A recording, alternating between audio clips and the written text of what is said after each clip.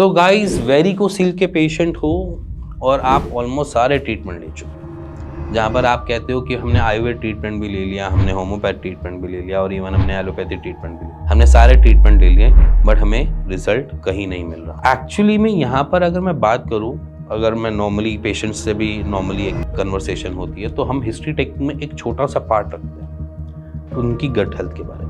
अगर हम उनकी गट हेल्थ के बारे में ज़्यादा समझ पाते हैं तो हम उस पर ज़्यादा अच्छे तरीके से काम कर पाते हैं, क्योंकि क्या होता है, पेशेंट जब भी आता है उसको कुछ कॉम्प्लिकेशंस कॉमनली मिलती है। कॉमनली में क्या होता है कि उसको constipation, most of the patients को वेरिकोसिल में मिल जाती है, अगर वेरिकोसिल बाय इंजरी ना हुआ। अब क्या होता है, पेशेंट मेडिकेशन ले रहा है, दवाइयाँ खा रहा है, ठीक है, और लाइफस्टाइल डिसऑर्डर है, मान के चलो लाइफस्टाइल डिसऑर्डर क्यों है वेरिकोसिल, उसके पीछे मैं रीजन समझाता हूँ। क्योंकि पेशेंट कहता है कि मैं ट्रीटमेंट तो ले रहा था, दवाइयाँ तो खा रहा था, आराम नहीं मिल रहा। आराम नहीं मिल रहा, चाहे वो होम्योपैथ ट्रीटमेंट से नहीं मिल रहा, चाहे वो आयुर्वेद से नहीं मिल रहा, चाहे वो किसी से नहीं मिल रहा। कह रहे दर्द में आराम मिल चुका है, हमें रिफ्लक्सेस भी कम हो गए हैं, हमारी जो डायलेशन थी, जो वेन्स की डायलेटेड जो पहले डायमीटर हमें ज़्यादा बता रहा था वो भी थोड़ा कम हो गया, बट वो बिल्कुल एक्यूरेट पूरे ढंग से नहीं पहुंच पाया। तो बेसिकली आपका जो शरीर है ना वो पूरा इलास्टिसिटी से भरा हुआ है। इलास्टिसिटी में इसलिए कहता हूँ कि कोई भी चीज़ आपका एक्सपेंशन में जाती है ना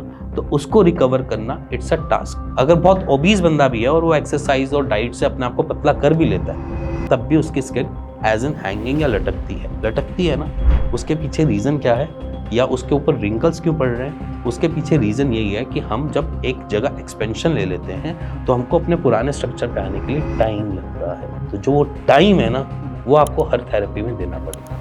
हमें यहाँ पर एलोपैथी भी नहीं बात करता, मैं होम्योपैथ भी नहीं करता, मैं आयुर्वेद की बात करता हूँ। अगर आयुर्वेद के साथ भी जुड़ रहे हो, किसी भी डॉक्टर से ट्रीटमेंट ले रहे हो, तो उसके साथ आपको लंबा चलना पड़ेगा, क्योंकि उससे पहले अगर आप ये चाहते हो कि ऐसे पेशेंट रिकवर होते हैं नहीं होते, तो उसके लिए मैं आपके सामने ये रिपोर्ट्स रख रहा हूँ बिफोर और आफ्टर। इसको एक बार गो थ्रू करें। इस वीडियो को पॉज करके आप एक एक स्लाइड्स को आप खुद चेक कर सकते हो। सो आपने अपनी रिपोर्ट्स देखी या आपने लोगों की रिपोर्ट्स देखी जो वेरिकोसिल में रिकवर हुआ है। अब इसमें आप ड्यूरेशन भी देखो, कोई 1.5 महीना, कोई 3 महीना, कोई 6 महीना, कोई 8 महीना। इस ड्यूरेशन में आप ये देखो कि वो 8 महीना क्यों दिया।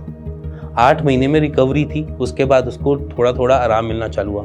और एक रिपोर्ट तो ऐसी भी है इसमें जो 1.5 साल के बाद उनको वेरिकोसिल में आराम मिला। अब बेसिकली क्या होता है कि डॉक्टर कोई सा भी आपके शरीर के अंदर नहीं बैठा है जो अंदर घुस के रिपेयर करके बाहर आ जाए। तो यहाँ पर क्या होता है कि मेडिसिन ने अपना वर्क करना है। मेडिसिन किसी बॉडी पे बहुत अच्छा जल्दी वर्क कर दिखा देती है, किसी पे थोड़ा सा डिले दिखा। बट जब आप किसी भी ट्रीटमेंट के साथ जुड़ते हैं तो उसके साथ आपको अपना होप, अपनी पॉजिटिविटी और साइड बाय साइड आपको अपना सपोर्ट देना पड़ेगा और वहाँ के डॉक्टर्स की गाइडेंस माननी पड़ेगी। क्योंकि कभी भी हम वेरिकोसिल के पेशेंट्स में देखते हैं तो वो एक स्टैटिक मूवमेंट पे ही रिफ्लेक्सेस ज़्यादा बनाता है। स्टैटिक मूवमेंट की मानने की आप बहुत लंबे टाइम से बैठे हुए हो तब आपको पेन होता है, या बड़े लंबे टाइम से आप खड़े हुए, जैसे कि आर्मी पर्सनल्स या फिर CISF के या बॉर्डर के जवान या फिर आपके पुलिस में, इनकी स्टैंडिंग ड्यूटीज़ है। तो स्टैंडिंग ड्यूटीज़ में हम देखते हैं कि पेशेंट ज़्यादा टाइम खड़ा रहता है, जिसकी वजह से हमें ये पेन देखने को मिलता है।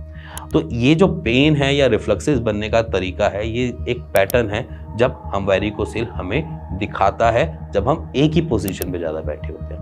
अगर हमारी बॉडी की मूवमेंट है तो हमारे बॉडी का ब्लड फ्लो भी चल रहा है। अगर हमारी बॉडी की मूवमेंट कम है तो हमारा ब्लड फ्लो भी एक तरीके से उसी पैटर्न में ही चल रहा है। तो रादर देन अगर हम अपने ब्लड फ्लो को बार बार चेंज ओवर करते रहेंगे तो हमको ये कॉम्प्लिकेशंस थोड़ी कम देखने को मिलती है। तो इसीलिए हम ये सारी चीज़ें एक नॉर्मल पेशेंट को समझाते हैं, बताते हैं। बट पेशेंट तो पेशेंट है, क्योंकि पेशेंट के पास पेशेंस नहीं है और बाकी सब कुछ है। पेशेंस एक एक्चुअली में एक की है कि आप अपने शरीर को समझते हुए अपने एक्शन को परफॉर्म कर पाओ। एक्शन को परफॉर्म करना मतलब कि जो भी आप एक्शन कर रहे हो क्या वो फेवरेबल है वेरिकोसिल के लिए या नहीं। क्योंकि क्या होता है, पेशेंट कहता है कि एक छोटे सा तो वजन है मैंने उठा लिया, छोटा सा तो वेट था मैंने उठा लिया, मेरे क्या करूं, मेरे को पेट पालने के लिए ऊपर से नीचे पत्थर ढोने पड़ेंगे। ऐसी चीज़ें नॉर्मल कॉम्प्लिकेशंस हमें भी देखने को मिलती है, जहाँ पर पेशेंट के साथ ये कॉम्प्लिकेशन रहती है। क्योंकि बेसिकली क्या है कि हम सिर्फ और सिर्फ आपको गाइड कर सकते हैं कि कौन सी चीज़ आपके लिए फेवरेबल है, कौन सी चीज़ नहीं है। अब बहुत सारे पेशेंट्स होते हैं जो हमें नॉर्मली कह देते हैं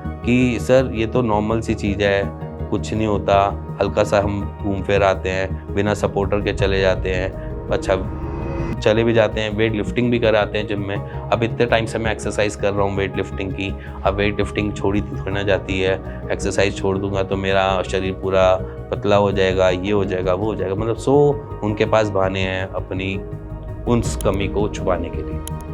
अगर वो सारे के सारे बहानों को अगर आप दूर कर दोगे ना, तो आपके वेरिकोसिल की रिकवरी बहुत फास्ट और स्विफ्टली हो जाती है। हाँ, आपको कोई भी ट्रीटमेंट आपके रिफ्लक्सेस रोक सकता है अभी फिलहाल, कोई भी ट्रीटमेंट आपके वहाँ की इन्फ्लेमेशन को रोक सकता है जिससे आपको कॉम्प्लिकेशंस ना हो, और कोई भी ट्रीटमेंट आपकी एट्रोफी होने से रोक सकता है, आपके टेस्टिस की श्रिंकेज से रोक सकता है, सब कुछ कर सकता है। बट वेरिकोसील की वेन्स के डायमीटर को पतला होने के लिए टाइम लगता है, वो ऐसे नहीं हो जाता। चाहे उस पर आप सेक कर लो, चाहे जो मर्जी कर लो, कोई भी चीज़ एक्सपेंड हुई है उसको वापस आने के लिए आपकी बॉडी ही हील कर पाएगी। इसी से जब हम कोई भी ट्रीटमेंट स्टार्ट करते हैं या कोई भी हम ऐसी चीज़ों से इन्वॉल्व होते हैं, तो वहाँ पर जो भी डॉक्टर है वो आपको 2 ही चीज़ों पे गाइड करता है कि आपका डायमीटर क्या है, आपका ग्रेडिंग क्या आ रही है, और उसमें रिफ्लक्सेस कैसे बन रहे हैं या नहीं बन रहे हैं। अगर रिफ्लक्सेस बहुत ज़्यादा बन रहे हैं तो इट मीन्स कि ट्रीटमेंट वो रॉन्ग चल रहा है, ट्रीटमेंट से कुछ बेनिफिट नहीं मिल रहा। अगर आपके रिफ्लक्सेस कम होते जा रहे हैं, आपका डायमीटर कुछ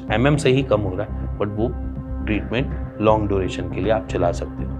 क्योंकि बहुत सारे पेशेंट हमारे पास भी आए हैं जहाँ पर हमने देखा है कि वो 3.5 था, वो जाकर 2.7 पे या 2.8 पे या फिर 2.5 पे जाकर स्टैटिक हो जाता है डायमीटर का साइज। और जब वो स्टैटिक हो जाता है तो पेशेंट कहता है 1 महीना खा ली सर आराम तो आ गया, हो नहीं रहा, 2 महीना खा लिया आराम तो हो नहीं रहा। बट वहीं से ही स्टार्ट होती है आपकी जर्नी, क्योंकि जितना डायमीटर हम कम कर सकते थे हमने वो स्विफ्टली कर दिया। अब जर्नी स्टार्ट होती है यहाँ से जर्नी स्टार्ट होती है कि जो आपका लाइफस्टाइल डिसऑर्डर है, आप अगर उसी लाइफस्टाइल में फिर से एंटर हो गए हो तो ये कभी रिकवर हो नहीं पाएगा। और अगर हमने जो पाथ आपको दिखाया है, जिस राइट वे में हमने आपको दिखाया, अगर आप वो पूरा फॉलो कर लोगे तो ये धीरे धीरे करके अपना रिकवर हो जाता है। सो समझना थोड़ा सा डीप है, और शायद आप ये समझ जाओगे कि टाइम लगता है। लाइफस्टाइल डिसऑर्डर है, कहीं से आपने एक्वायर्ड डिसऑर्डर है, आपने बाहर से लिया हुआ डिसऑर्डर है, उसका कोई एक ही सॉल्यूशन है एलोपैथी में, वो है सर्जरी। बाकियों में आपके पास रिलीफ है और साथ में ट्रीटमेंट भी है, क्योंकि फैक्ट्स के साथ आपके सामने मैं दिखा चुका हूँ। इसी के साथ मिलेंगे नेक्स्ट वीडियो में, तब तक के लिए नमस्कार।